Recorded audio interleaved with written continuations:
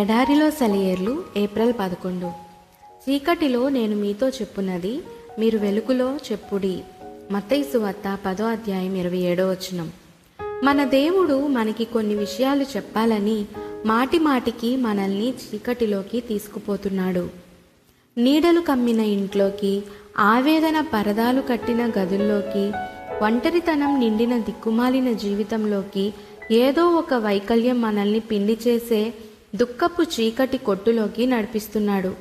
అక్కడ అత్యాశ్చర్యం, అత్యద్భుతం అయిన తన నిత్య అనంత సత్యాలను చెప్తాడు. మిరుమిట్లు గొలిపే ఈ లోకపు కాంతి వల్ల గుడ్డిదైపోయిన మన కళ్లకు పరలోకపు నక్షత్ర సమూహాలు కనబడేలా చేస్తాడు. బండబారిన మన చెవులకు తన మృదువైన స్వరాన్ని వినిపిస్తాడు. ఇహలోకపు రణగొణ ధ్వనిలో అయితే ఆ స్వరం వినిపించదు మరి.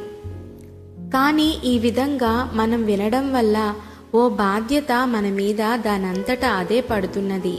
దానిని మీరు వెలుగులో చెప్పండి. ఇంటి కప్పుల మీద దానిని ప్రకటించండి. మనం కలకాలం చీకట్లోనే, మూసిన తలుపుల వెనకనే ఉండిపోకూడదు. త్వరలోనే జీవితపు త్రొక్కిసలాటలోకి మనము వెళ్ళవలసి ఉంది. ఆ సమయం వచ్చినప్పుడు మనం చీకట్లో నేర్చుకున్న దాన్ని ప్రకటించవలసి ఉంది. దీని వలన శ్రమలు అనుభవించడంలోనూ, తలాతోక లేనట్టు అనిపించే సంఘటనల్లోనూ ఒక క్రొత్త ప్రయోజనం, అర్థం మనకి స్ఫురిస్తాయి. నేనెంత పనికిమాలినవాణ్ణి, మనుషుల ప్రయోజనార్థం నేనేమి చేస్తున్నాను? నా ఆత్మ అనే ఈ ప్రశస్త పరిమళ ద్రవ్యం ఇలా వ్యర్థం కావాల్సిందేనా?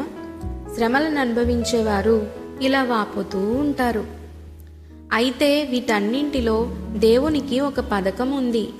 ఆయన వాళ్ళని తనకి సమీపంగా ఎత్తైన కొండల్లోకి పిలిచి ముఖాముఖిగా మాట్లాడుతున్నారు. వాళ్ళు కొండ దిగి వెళ్ళి ఎదురు చూస్తున్న జనసమూహానికి ఆ సందేశాలను అందించాలి.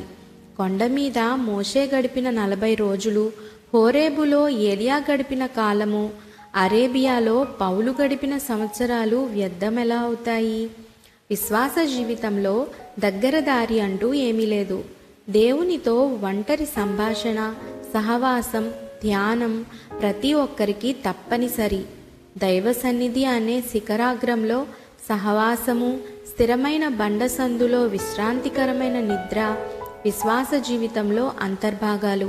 ఇహలోకపు తాపత్రయాలను అంధకారం కమ్మి ఆకాశతారలు కనిపించే వేళల్లో అనంతము, శాశ్వతము ఆయన ప్రపంచాల దర్శనాలను మన ఆత్మలు చూడగలగడం అన్నది అవశ్యం.